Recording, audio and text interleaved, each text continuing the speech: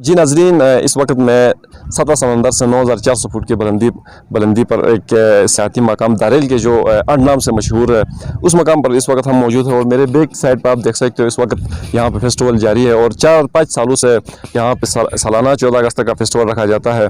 तो यहाँ पे जो फेस्टिवल का इनकाद रखा जाता था उस वक्त यहाँ पे कोई ऐसे मेहमान बाहर से नहीं आते थे, सिर्फ दारेल वाले होते थे। और इस साल जो फेस्टिवल में हमें देखने को मिलता है कि यहाँ काफ़ी कोस्तान से भी लोग आए हुए हैं, चिलास से भी आए हैं, अस्तौर से भी आए हैं और हमारे पड़ोसी तांगिर से भी आए हुए हैं। तो इस वक्त हमारे साथ मौजूद है हमारे साफ्ती फील्ड के चमकता सितारा इबादुल्लाह शाह साहब। हम इनसे जानने की कोशिश करेंगे कि इनको आते वक्त रास्ते में क्या दुश्वारी पेश आई। तो सबसे पहले शाह साहब आपका बहुत बहुत शुक्रिया, आप दारेल तशरीफ़ ला चुके हो। आपको आने में आने के लिए जो आप ट्रैक करके आए हो, रास्ते में कोई ऐसी दुश्वारी पेश आई थी? सबसे पहले तो आपका बहुत शुक्रिया सलीम भाई, आपने हमें अपने प्रोग्राम में मदऊ किया। जहाँ तक ट्रैकिंग का सवाल है, पैदल ट्रैकिंग जो 11 किलोमीटर ये शॉर्ट से अट के मकाम तक है, ट्रैकिंग इंसानी सेहत के लिए बड़ा ज़रूरी होता है।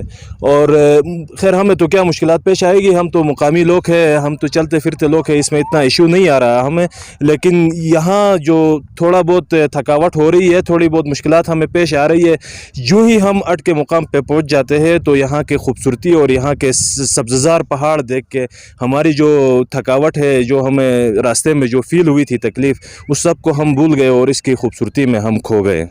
अच्छा शाह साहब, यहाँ के माहौल और यहाँ के लोगों की मेहमान नवाजी आपको कैसे लगा? देखें सलीम भाई, मेहमान नवाजी के अतबार से गिलगित बल्तिस्तान में तो टॉप ऑफ लिस्ट पे है इस वक्त दारेल और तांगिर। ये मानने वाली बात है, सिर्फ हम नहीं, ये पूरे पाकिस्तान के लोग ही कहते हैं। गुज़िश्ता दिनों आपसे भी शायद मुलाकात हो गई होगी, पिंडी से और कराची से कुछ 2 टीमें आई थी। एक सुप्रीम कोर्ट ऑफ पाकिस्तान की टीम थी, एक कराची बार एसोसिएशन की टीम थी, कोई वकला भाई आए थे। वो लोग तांगिर से होते हुए दारेल, इधर से अट से होते हुए, फिर मजासगर से होते हुए वो खंडबरी से नीचे उतरे थे। यकीन जानिए, जब लास्ट टाइम हमने उनसे बात की छतियाल के मुकाम पे, तो उन लोगों ने कहा कि यार ये तो दुनिया में जन्नत का एक नक्शा पेश है। अच्छा शाह साहब, हुकूमत के लिए बल्तिस्तान को आर्ट में जो सालाना फेस्टिवल हो रहा है, इसको मज़ीद भी प्रमोट करने के लिए क्या इक़दाम उठाना चाहिए? जी, सबसे पहले तो मैं असिस्टेंट कमिश्नर दारेल से गुजारिश करूंगा, DC दियामर से गुजारिश करूंगा कि इस इलाके पे अपना तवज्जो जो है मरकूज़ करे, ताकि ये इलाका दुनिया के सामने आए। यहाँ पे छतियाल जो एंट्री पॉइंट है दारेल में, वहाँ पे कोई टूरिस्ट कैंप कायम करे या वहाँ पे कोई बैनर्स अवेज़ा करे, दारेल की खूबसूरती दुनिया को दिखाए।